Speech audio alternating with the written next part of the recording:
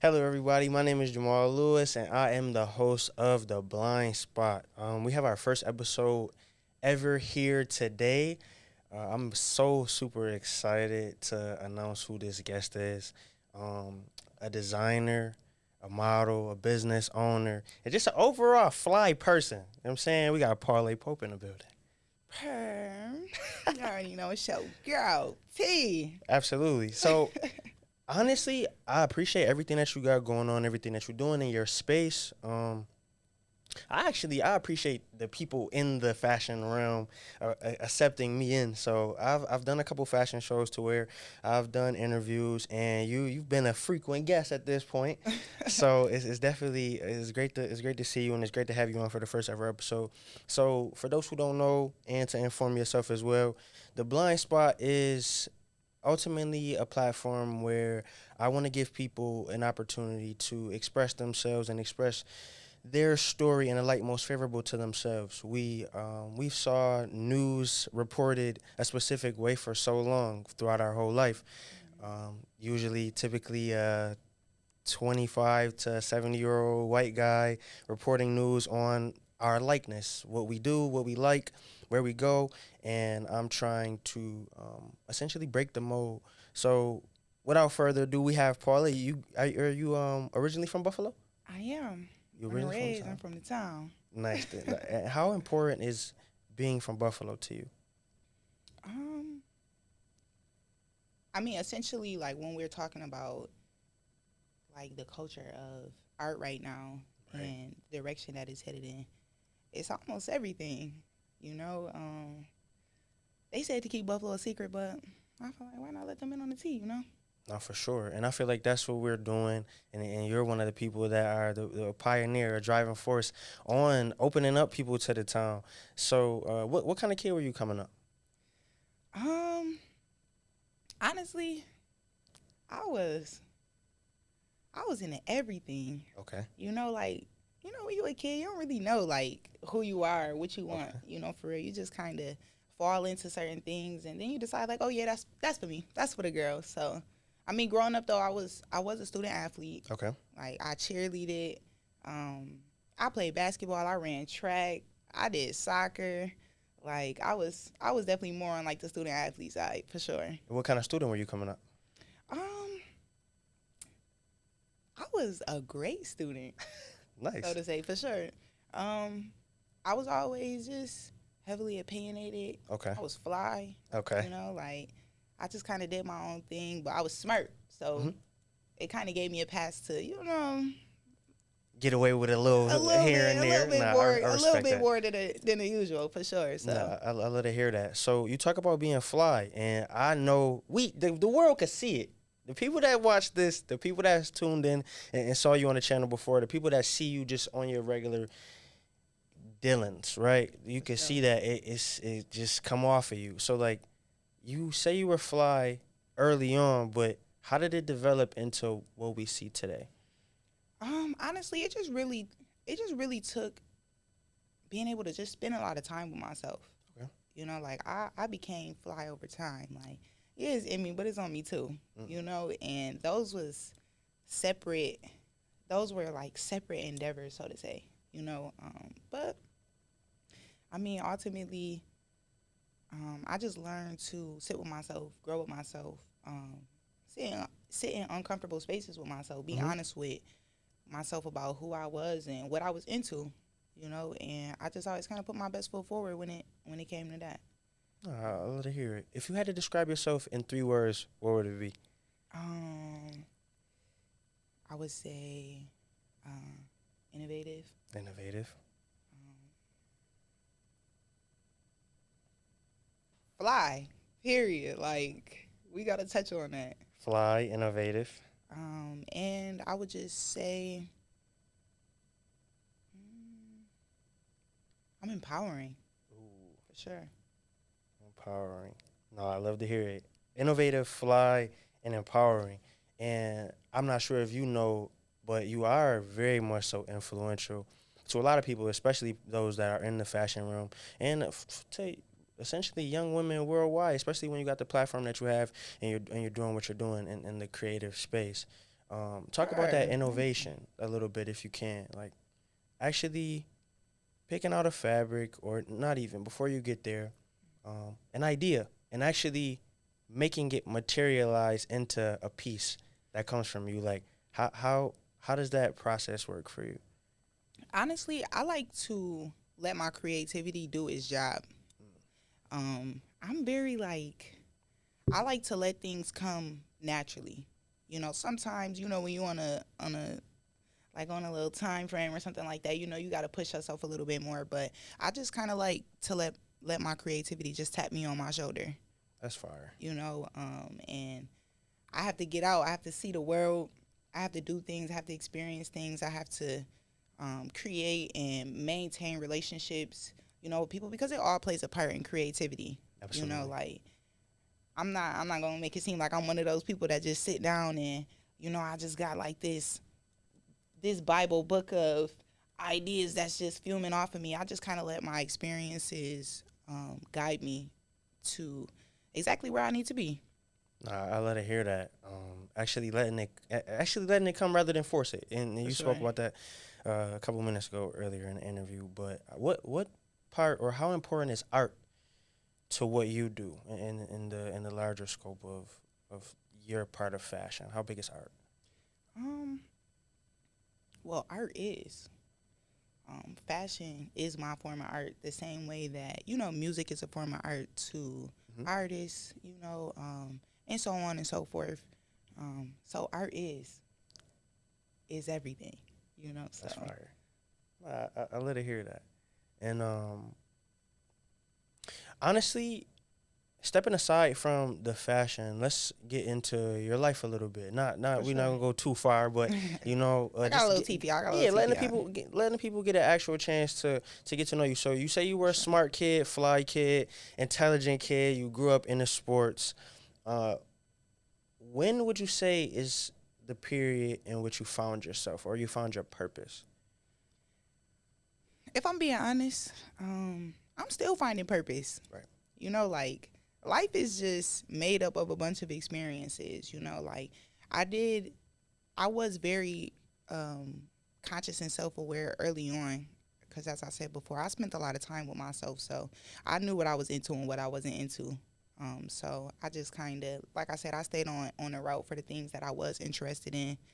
And I just, like I said, I let those experiences just kind of mold me, make me uncomfortable, and just push me in the rooms that I ain't never been in, to see what I could do.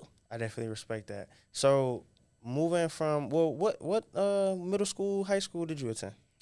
Okay, so middle school, I had actually attended. I attended School 54, Okay. and high school. LOLO, this is funny. I had actually attended Bennett Hmm. for like a year and a half. Okay. And then I attended Charter School for Applied Technologies. Okay.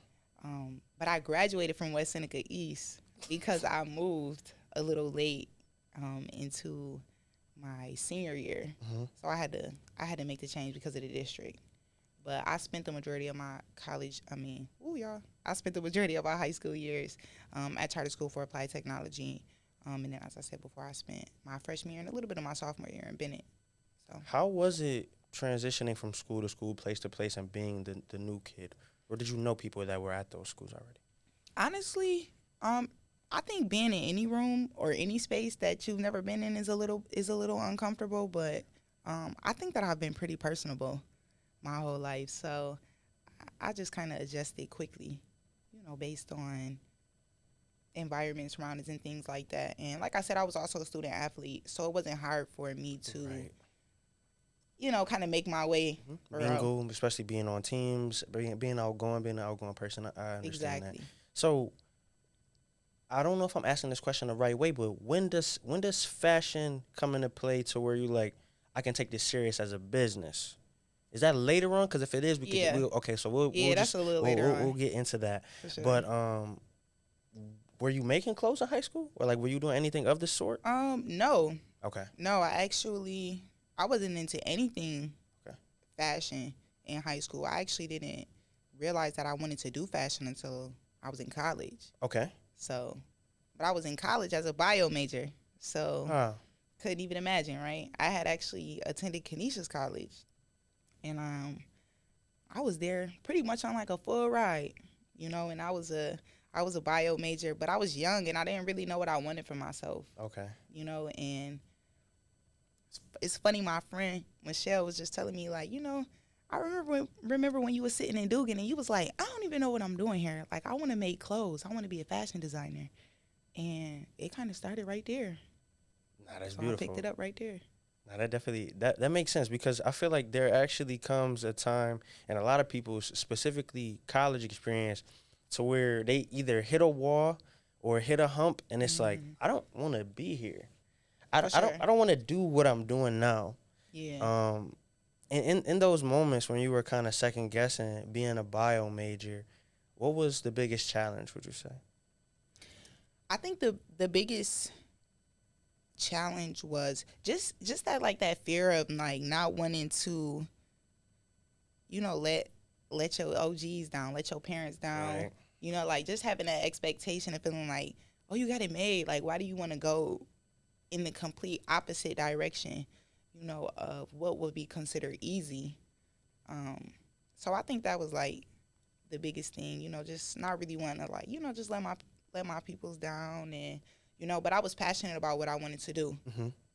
and I knew that if I went in the direction that I went in, that I wasn't gonna let my people down, so I just And were they supportive um initially? Were they supportive initially when you first came to them? If this is how the story went, and you mm, presented them with the idea of, "No, I'm not on that. Like I'm like I'm not. It's not that I yeah, can't do school, but I don't want to do that." yeah, How did that go? no, no, you can only imagine, like, the conversation surrounding um but deciding between being a doctor to going to being a designer, like, just even the conversation of people getting out of practical majors and things like Hmm. that to pursue artistic things is already not something that's like, Yeah, it has a stigma on it. Hmm. exactly, it very much so has a stigma on it. So you can only imagine the conversation surrounding going from being a doctor to being a designer. It was different for sure. No, I definitely can. I can only imagine. But how did you overcome that? Honestly, I'm just good at being me. For real, I don't know how to do nothing else but be myself, and I couldn't force myself into a lane that I just wasn't comfortable with. A lane that I just wasn't interested in pursuing. So ultimately, like, I just kind of talked to God about it, and He tapped me on my shoulder, and He was like, "Girl, you better go ahead." So I said, "What's up?" Nah, I respect that. That definitely makes sense, especially. So are you somebody that carries faith high on your Richter scale? Absolutely, Okay. absolutely. I think faith is actually in my driver's seat for everything that I do. It's only so much that we can control in the flesh. Mm, So faith is very high on my scale, I especially respect that. when it comes to weighing options and, just making decisions and pursuing new things and people and everything in between. So it it definitely is. What is one principle that Parlay lives by? Um, I stand on making sure that any room that I go into, I'm just myself, because I can't afford, spiritually, financially, or in my flesh, to show up in a room not myself, because I'm going to attract people that are not for me. The goal is to be myself so that I can attract people that are for me, so that, we can help each other and they can help me, get to exactly where I want to be. And, just making sure that I stay within alignment, for the things that are for me, for Absolutely. sure. So, And making that so transitioning from the story of being a bio major into I want to do fashion. When does your brand start? Like when does the thought come about to where like okay, I'm gonna start a brand? um, okay, so 2019, I actually started making clothes for like the first time, like actually for sale. I was actually only making jeans. Okay. I didn't even branch off into like different things like that for real. I really was only working on like denim canvases, so like jeans, jean jackets, and things like that. And that was the time I was making jeans for like $65. Nice. You know what I mean? Nothing crazy, like jeans jackets, $65. Everything under $100. And I think that the reaction that I gained from the, you know, the people that was supporting me, shopping with me, like that was like the first time that I was like booked busy. Yeah. Back to back to back to back to back. Like every week it was like, oh, could you make me some jeans? Could you make me this? Could you make me that? And it was like, yeah, what's up? What's up? You know, and I was kind of doing it just because I loved it. And 2019, like, popped off. And that's when I knew. I'm like, oh, yeah. Like, oh, y'all messing with the girls. So 2020, COVID hit, which was perfect. The pandemic. Like, like COVID hit, and it kind of reset the world. Right. And it put a reset on me, too. You know, so I actually started making... I'm sorry to cut you off. Was it undisclosed at the time? It wasn't. What was the name? It wasn't. Did you have a name for what I you actually were doing? didn't. I actually didn't have a name for my brand. I was just kind of like freelancing it for real. Because when COVID hit, I had actually started making face masks. Okay. So, and then like, again, I was just like, you know, making jeans, just trying to like stay in my flow and stuff like that. And then when 2021 came, I had rented a room in the back of this store called MMLV. It was abbreviation for More Money, Less Violence. And I had rented a room because I had needed a space to start creating this brand. And when I had first got in, I had named my brand Kid Friendly because it was a play on, because a baby goat is called a kid. So it was a play on being goat friendly, you know. And again, like I'm big on, you know, attracting the things that you want. So it's important, you know, what you saying out of your mouth and things like that. So originally my brand was called Kid Friendly. And like I had played on it for like a couple of months, but it really just wasn't fitting. It didn't hit how you expected, really, like how you wanted it to. Exactly. It wasn't really fitting. And then my cousin had hit me up, and she needed a hoodie made for her son. It was his birthday. And she was just like, I need something raw. She was like, I need something raw. I need you to freak out. I need you to do your thing. And I'm like, okay, bet. Like, and I ended up making a hoodie for him. And then Undisclosed had kind of like hit me on the head. It was like, don't UND. And I'm like, Undisclosed. And I'm like, Undisclosed the aesthetic? Because we were in such a time where like aesthetics was a thing. Like, like people don't even realize that aesthetics are actually based on real people. You know what I mean? Real style, real looks, real personalities. And if I'm being honest, the first time I heard the word aesthetic used was around that time, 2021, 2022. Literally. For whatever odd reason. I mean, it obviously it's always been a word, but it was emerging. Like aesthetics was emerging. The way something looks, Exactly. So when I had actually added the aesthetic to Undisclosed, it kind of was a little ironic because Undisclosed, when you hear Undisclosed, you don't even think of an aesthetic. You know, you feel the mystique. So when I kind of added the aesthetic, it was kind of like a little ironic, you know. And then as it grew, I was able to really showcase the aesthetic, you know, that comes with some of the aesthetics that can emerge out of an undisclosed space. You know, when you just have the privacy to be who you want and work on who you are and, you know, be comfortable. Sometimes, you know, you want to come here and be yourself. Sometimes you want to come here and be somebody else. We're here for the tea. That definitely makes sense. And what does it look like, or what is the first piece following the piece for the cousin? Yes, my cousin. So the first undisclosed piece was actually the UND. It was the UN2D hoodies. So it was like a painted hoodie with the UND on the front, and then it spelled out undisclosed on the back. That was also painted, and then it had the rope that went through the back of the hoodie. And when I laid the rope down, they was like, "Oh nah, like this it. Like we ain't never seen nothing like this before. We ain't never, you know." So That was the first piece to And emerge. what inspires some of these pieces, some of these looks? Because I know in most industries it's a copycat league. Hmm. You take bits and pieces of what you like, of what you would wear, what you would do, you implement it into what you have going on. Not to say Hmm. that's what you're specifically doing, but like Yeah. what inspires some of these abstract things that you do with clothing? Honestly, it's a little bit of everything. A little bit of personality. Like I'm very into texture. I like the way that things feel. I just like having that pop detail when it comes to clothing and stuff like that. So I wanted to do something that just really like grabbed the eye, like something that was really like, what's that? Right. Like, hold on, what's that? So I feel like I've always kind of had this style that was just like, hold on, what's that?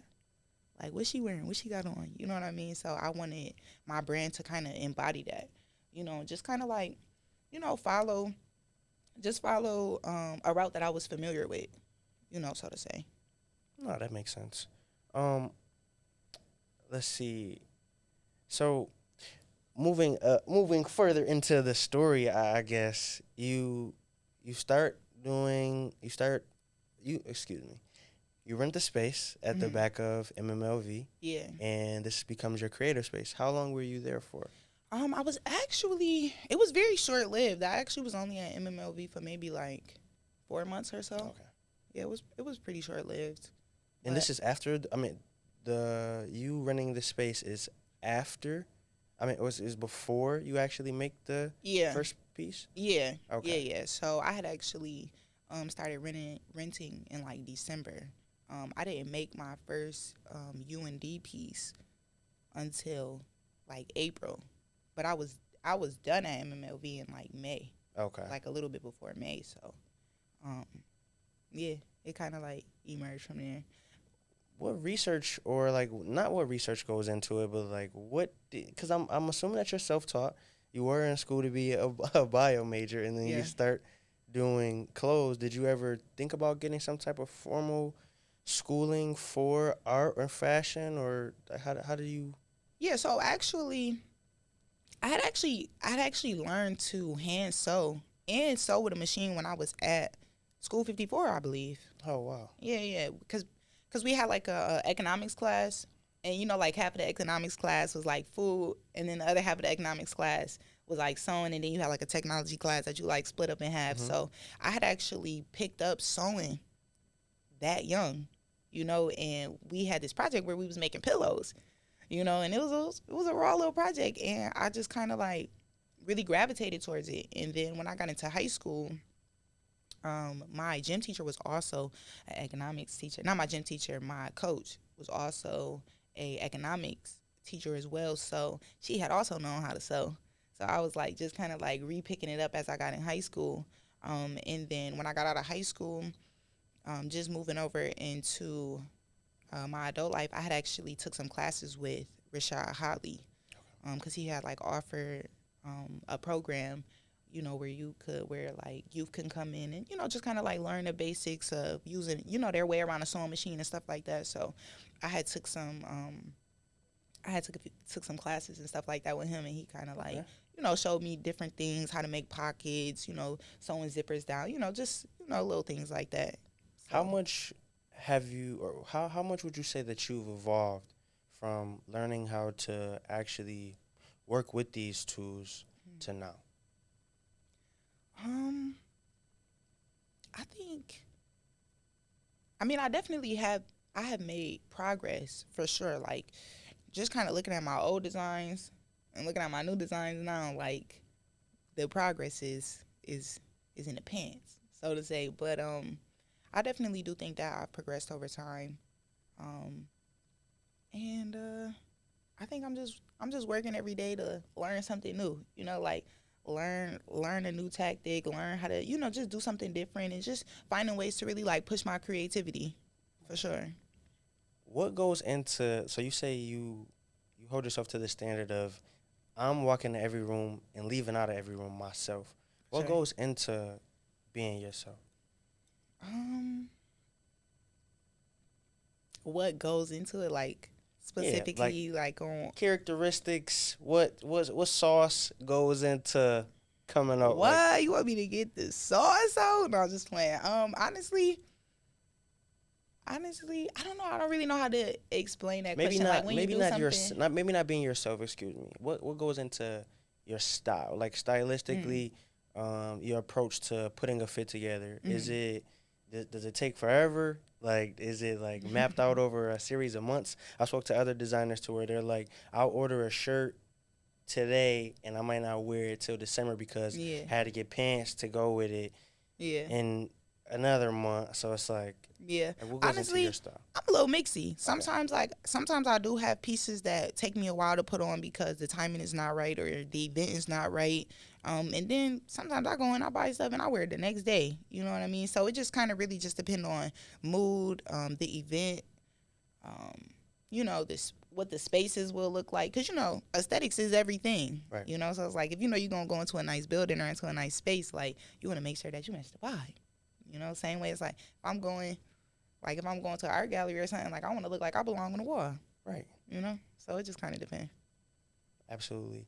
So the spaces that you've been in, at least the space that I've met you in and that a lot of people see you on scene, like what made you enter these different fashion shows? How did you get involved? As I stated before, like once I decided that I wasn't gonna go to school, I realized that I had to kind of throw myself into these spaces. I had to find these rooms because I wasn't gonna be able to see how good I was or what I was gonna be able to do unless I was in these spaces, in these rooms. So I just actively found ways to put myself in spaces that I felt like could put me in a better space. And as far as being in these spaces and stepping up to the plate, getting your collections out there, how do you go about choosing pieces and choosing models? Well, I actually have to. So it's funny because I always like make my pieces first, Okay. and then I choose the models based off the pieces that are made. My garments require a lot of personality because you can get ate up in a U&D garment. You gotta have a little something on you.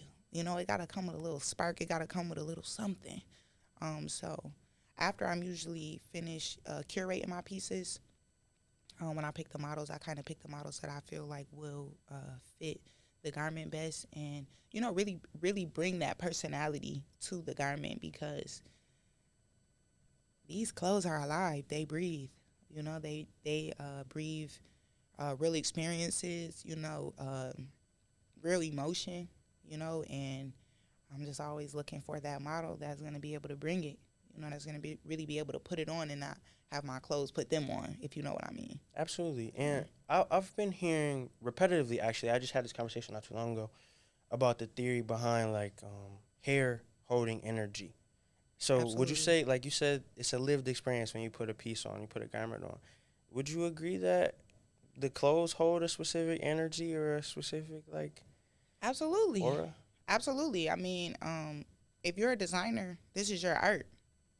So as I said before, the same way a song holds energy, your garments, your art on the wall, even these interviews that you do, each and every interview is gonna hold a specific energy. Is gonna, nothing is ever gonna be the same, So yeah, definitely. They definitely trap energy for sure. And I was thinking a little bit into that because I've never been in the fashion space, honestly. Yeah. Like I still get dressed blind. But point being, You ain't doing bad. it's You like, ain't doing bad. I appreciate it. I'm trying my best. And it's just as of lately, Yeah. I'm actually trying, and I'm still not trying. But I want to get into. You ate with them pants though. I appreciate for real. it. You know what I'm saying? My good guys over at DK, Say they got that. they got the good dickies over there. But how do you balance life and business? It's funny that you mentioned that because I'm actually learning to balance life and business currently. My work life eats. I'll be very honest. I'm very goal driven. I'm very focused, and I know what I want for myself out of life. So most times my work life eats down on a girl. So I'm actually learning to, just kind of like balance that out. And I take more time now, just for me personally, because of outside of being a CEO or running a business or anything like that. Like, I'm just Paulae. Absolutely. Like, outside of being a girl and everything that come with that, like, I'm just a girl. And So I hear you say that so often. Like, you big the girls up. for sure. What's the importance of the ladies pushing the ladies? I think it's so important to encourage young women, because behind so many smoking screens, there are young women in general. Um, I think that we have always added something different to everything that we do. Um, and I just think that it's important to give the girls their flowers. Like, I think that we live in a time right now where it is really so hard for young women to big up other young women and really like stand with the girls. Right. Without having your own intentions and things like that. I think that the world now, especially with shows like Baddies and certain stuff, is Right. like, I feel like they're constantly just depicting young women in a specific light, and they don't even realize that there are so many young women out here, women in general, that are so hardworking and loving and gracious, and just real females, like we're just real girls, and I think that it's just important to really like just really get the girls their flowers, and just making sure that like I emphasize the importance of sisterhood. Right. Because people are running the narratives about relationships and things like that, but they never talk about platonic relationships, your sisterhoods, your brotherhoods. Like, everything is just constantly about being with someone romantically, and they don't even realize how far you can get with a strong sisterhood, with a strong group of women around you that really just support you and are willing to push you and willing to invest in you, and just really willing to be there. So it's important for me to make sure that I'm putting on for the girls for real, because we're not all the same. We come we come different. You know what I mean? Absolutely. In all ways, for sure. And who has been your biggest advocate in this space since you've been in it? As far as like fashion. As far as the fashion space, who could you? I mean, not to take anything from anyone else, but if you had to personalize it, who would you say has been your biggest advocate? Whether if it was a showrunner, whether if it was somebody that supports you by buying your clothes a lot, who was your biggest advocate? My biggest advocate, without a doubt, has been my friend Jalan. Like, I can't give y'all too much tea because I ain't trying to be up in here in tears, child, but he really hold the girl down. You know what I mean? From business to personal, just being supportive, and just really like showing up. My friend Jana has also been a pillar as well. She done probably came to every fashion show I done been in. That's besides amazing. one, and she had some stuff going on, but like I would definitely say like Jalan and Jana have definitely like held it down for the girl for sure. That's the tea. What do you believe in most? God. Keep that short and simple. I love to hear sure. it. So we're gonna do a segment. We're at the point in the show where we're gonna do something called Top 5. I'm gonna ask you a round of questions, and okay. I want you to answer them as diligent as you can. So don't think that it's a time limit, but definitely don't think too far into really it, right? Yeah. I got you. So, what's the message behind your brand? The message behind Undisclosed is simply having a space to curating a space for yourself, for you to know yourself, to grow with yourself, to be able to grow in all aspects. Like, I think that privacy is very important.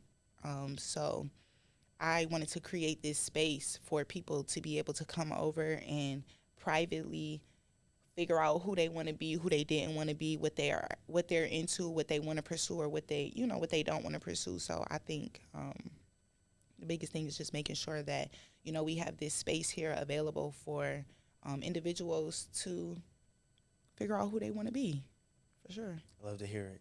You got your significant other and your parent. Who rides in the front seat? Who get in the back seat? I'll be honest. I be wanting to get in the back. I don't really like to drive. If you were the person that was driving. But if I was driving, honestly, I just think out of respect that my parent would just sit in the front. Like no questions asked. What's a big time fashion no? Big time fashion no? Yes. I don't really have too many fashion no's. I think that if you can pull something off and you're confident and you could get somebody to say, she did that, she pulled that off. I couldn't have did that, but she pulled that off. It works for me. What frustrates you? What frustrates me with fashion? With life, with being a person, life be life. What frustrates me? That's a good question, honestly, because I don't think a lot of things have been moving me lately. I think that when you're really like good in spirit and you got that good relationship with God, it's not a lot of things that could really like, shake or break you. So I don't really have anything off the top of my mind for frustrations. What's one thing that surprises you about yourself? The growth, honestly. Like you're obviously conscious when you're doing the work, and you know that the result will come. But when you're actually able to kind of like sit down and reflect and be able to like point out your growth, like it do it for me every time. That's in the top 5. But what would you say is your ultimate goal with Undisclosed the Aesthetic? My ultimate goal with Undisclosed is to build a bridge between casual workwear and fashionable statements. When you think about casual clothes, you don't really think much about it. You just kind of think about like interview clothes, but I think it's way more to that. I think that there is a few stones unturned there for sure. So I think my biggest goal is really to bridge that gap between, what's considered professional and what's considered fashionable, for sure. Who are some of your favorite designers coming up, or designer brands to wear, rather? I actually am kind of into a little bit of everything. I'm a thrifter. Okay. So, like, I'm into like things like that. I really do like BDG. Okay. I'm a big fan of Rick Owens. I'm a big fan of Casablanca too, because like I like the Spanish style, like the colorways, like I like that. I think that's it for right now. I don't want to think too hard on it, but for sure. And I understand, at least I've been gaining the understanding since I've been speaking to different models, artists, brand designers, that fashion is essentially about expression. For Now, sure. a question that I kind of presented to you before we started is, how much can we equate intelligence to fashion, or do they have a connect? And I wanted to bring this topic to you specifically because I know I've seen firsthand how passionate you are about it. Like, I've seen you orchestrating your models before they're getting on the runway. I've saw you speaking to them in a way like just assertive. I want things done a certain way. I will have things done a certain way. But how I interpret it in my mind is that it takes a certain amount of couth to be like, okay, I have this idea, Couth, I have I this like that brainchild, and I want it to materialize, and it's gonna be done this way. So I automatically equate that to smarts. What do you think about that? I agree. I think that you have to be able to see what you want. I'm very big on visualization.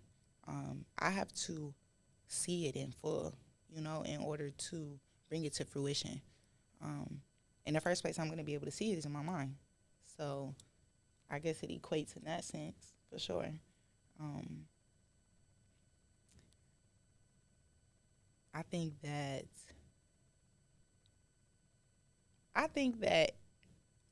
it does tie in, you know what I mean? But there are designers who, have other people that, figure those things out for them, Right. and there's nothing wrong with that, like I said, I'm just a little bit more visual, so I kind of know what I want for myself. I know what I want it to look like. So, I'm just like a little bit more hands-on about it because I don't think that anybody can convey the visuals better than the designer. So, What impact do you want to have on the fashion world, the fashion game?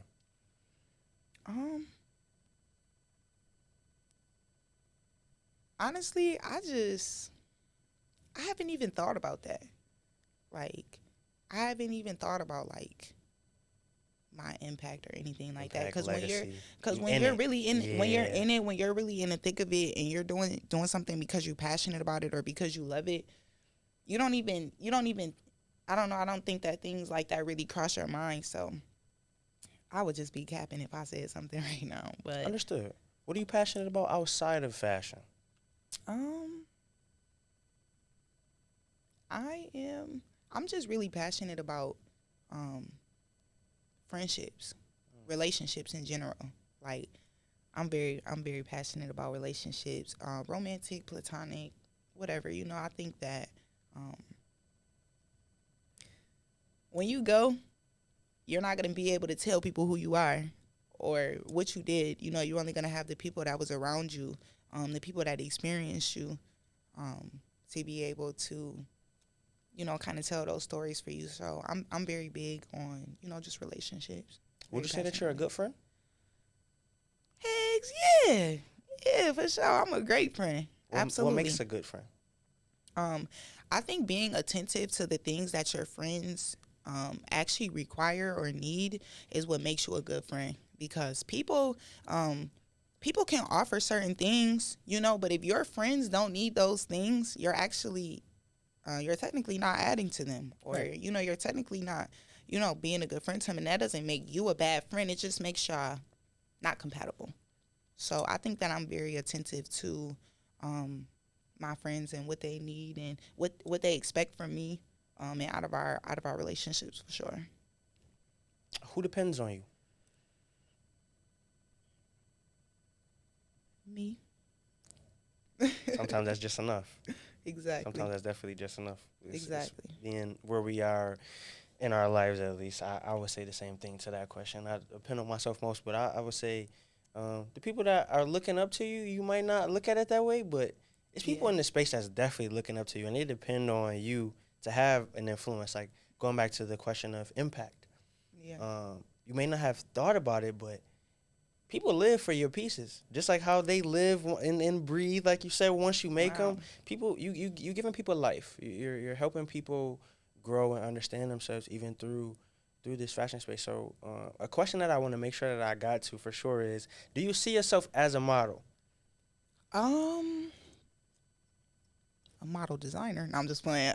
As far as like getting behind the camera, it has been something that I've been thinking about a little more. But have I seen myself previously as a model? No. Do I think that it would be a cool route to take right now? Absolutely. For sure. What's an ideal undisclosed collab with a local brand? Oh, you're trying to get into the tea. You trying to get to the tea. Tell us something.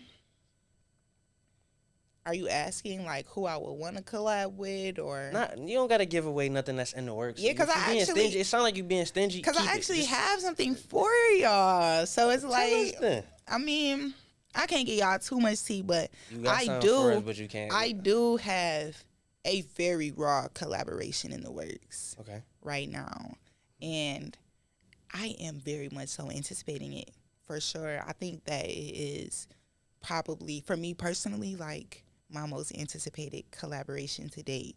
Because I do have prior collaborations as well. So, but it is for me my most anticipated. So I do have a collaboration coming up with y'all. What music do you listen to, Paulae? Oh, it's funny that you asked me that.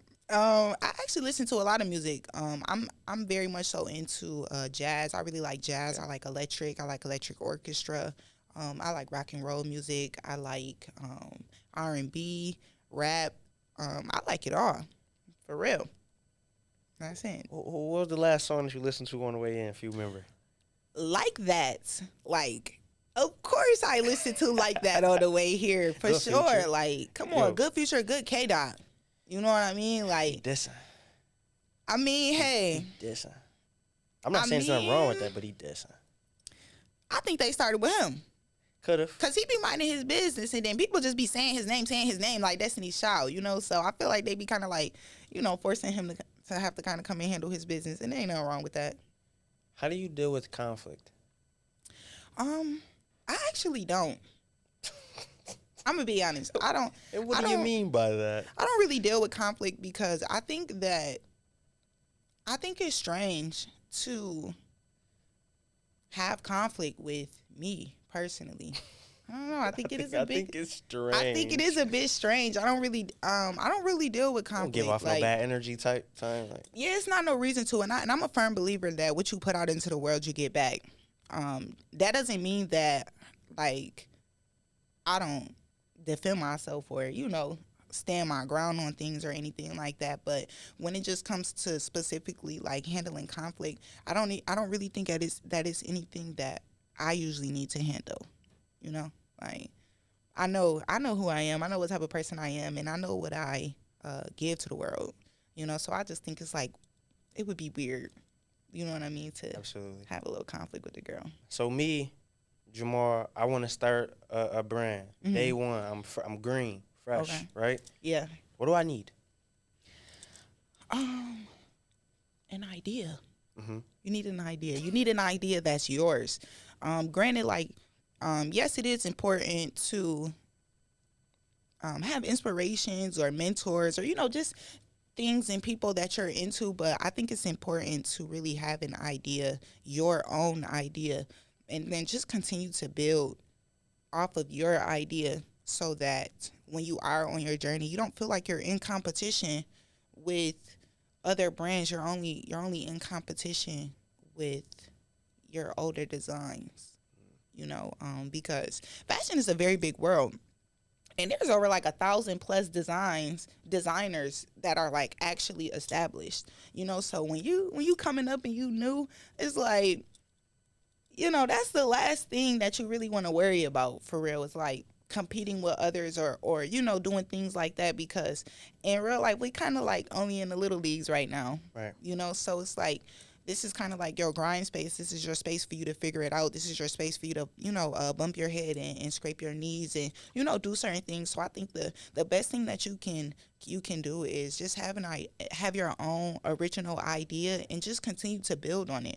You might have to burn it to ashes and bring it back, or you might gotta glue a piece on, sew a piece there, screw a piece there, but it's yours. And ultimately, when you get to the end and you're able to look back on it, you're able to look back on that idea, that creation, that little baby that you created, and you're like, oh my God, like this was all me.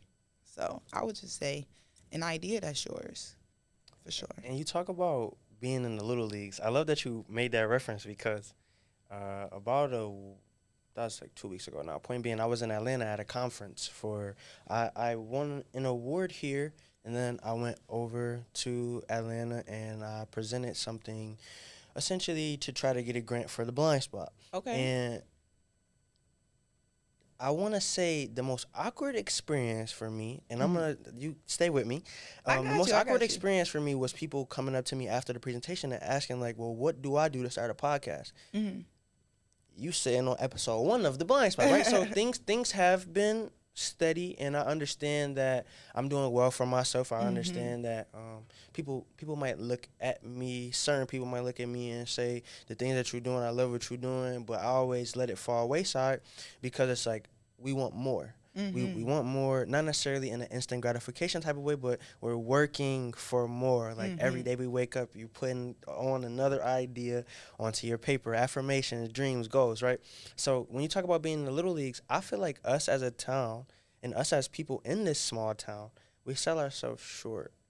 because to you, you might be in the little leagues, but to me, I see you as a figure already. So, done with my spill. It's okay. I like spills. Where do you see? And I know you said you haven't thought about that, but where's a big space that you see, undisclosed the aesthetic being in the next 2 years? Whether it's a specific fashion show, a billboard, a city. I'm sorry to lead the question, but No, that's okay. I love that. I love that.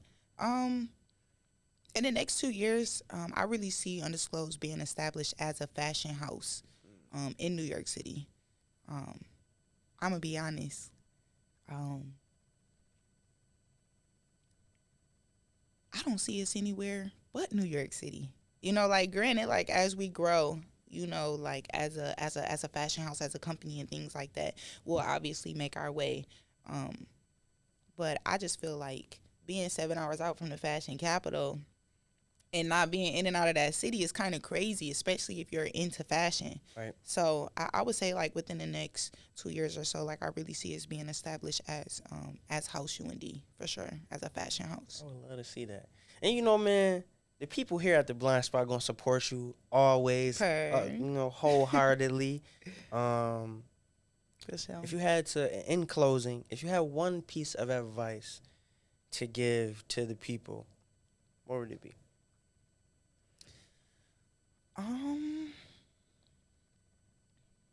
Give thanks. Be grateful. Just be grateful, y'all.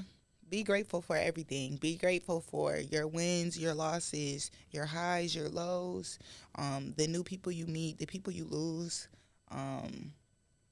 Just be grateful for real and give thanks out loud, you know, because like I said, what you put out into the world, you do get back. So if I could tell y'all anything, I would just tell y'all to be grateful, for sure. I love to hear it. And we're going to end on that note. Be grateful out there. Look into that camera and shout out your social media, where these people can find you personally as well as your brand.